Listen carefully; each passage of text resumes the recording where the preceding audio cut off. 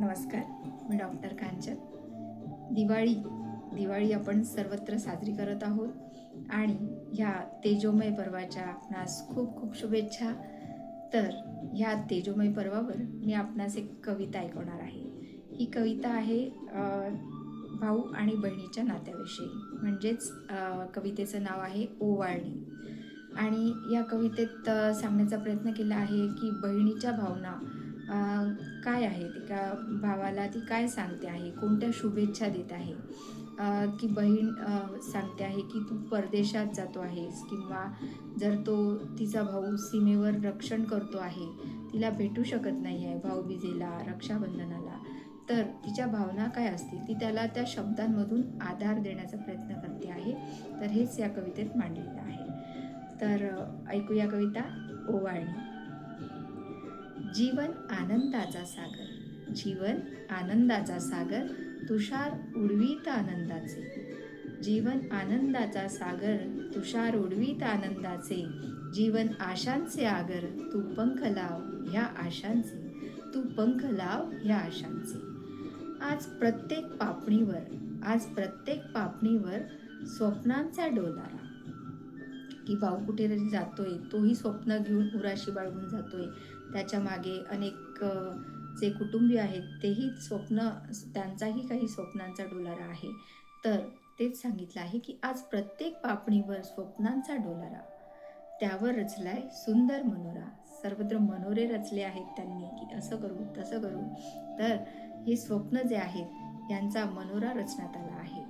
आज प्रत्येक पापणीवर स्वप्नांचा डोलारा, त्यावर रचलाय सुंदर मनोरा.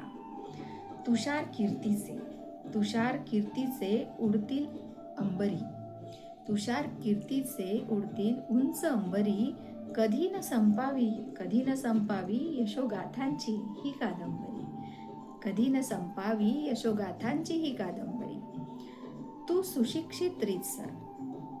सुशिक्षित रीतसर नाही कष्टात केली कसर. म्हणूनच आज दिसतोय उगवतीचा भास्कर, म्हणूनच आज दिसतोय उगवतीचा भास्कर. मनाच्या खोपीत ठेव मायेच्या दीपाला, मनाच्या खोपीत ठेव मायेच्या दीपाला. बर्फातही गारटणार नाही मनाचा गाभारा. मनाच्या खोपीत ठेव मायेच्या दीपाला, बर्फातही गारटणार नाही मनाचा गाभारा. की अगदी प्रतिकूल परिस्थितीमध्ये जर भाऊ मातृभूमीच्या रक्षणासाठी सज्ज असेल, तर तिथे सुद्धा त्याला आधार देत आहे शब्दांनी. किंवा परदेशात सुद्धा अनेक भावनांची वादळं आली असतील, आपल्यांचा कधी आधार हवा असेल, तर ती म्हणते आहे की मनाच्या खोपीत ठेव मायेच्या दीपाला, बर्फातही गारटणार नाही मनाचा गाभारा. दुखवील कधी कोरड्या बर्फाचा मारा, तेव्हा धावत येईल इथला ओला वारा. बर्फाच्या कोसळतील भिंती, पाण्याचे उडतील तुषार. दूर होतील संकटांचे साचलेले क्षार. अंधाराला चिरून वाटेवर नंदादीप देतो धीर. अंधाराला चिरून वाटेवर नंदादीप देतो धीर. हा जो नंदादीप आहे तो म्हणजे आईचं अस्तित्व, किंवा आईचे जे विचार आहेत, आईचं बोलणं आठवलं की मनात जे वादळ आलं असतं भावनांचं, विचारांचं, ते स्थिर होतं. आणि त्यालाच उपमा दिली आहे नंदादीपाची, की अंधाराला चिरून वाटेवर नंदादीप देतो धीर. सात समुद्रांची आव्हाने पेलून जाशील, या मातृभूमीचा तू रे वीर. नात्यांचे स्तंभ त्यांना मायेचा आधार. हे जे सगळी नाती आहेत हे मनुष्याचे स्तंभ असतात. तर नात्यांचे स्तंभ त्यांना मायेचा आधार.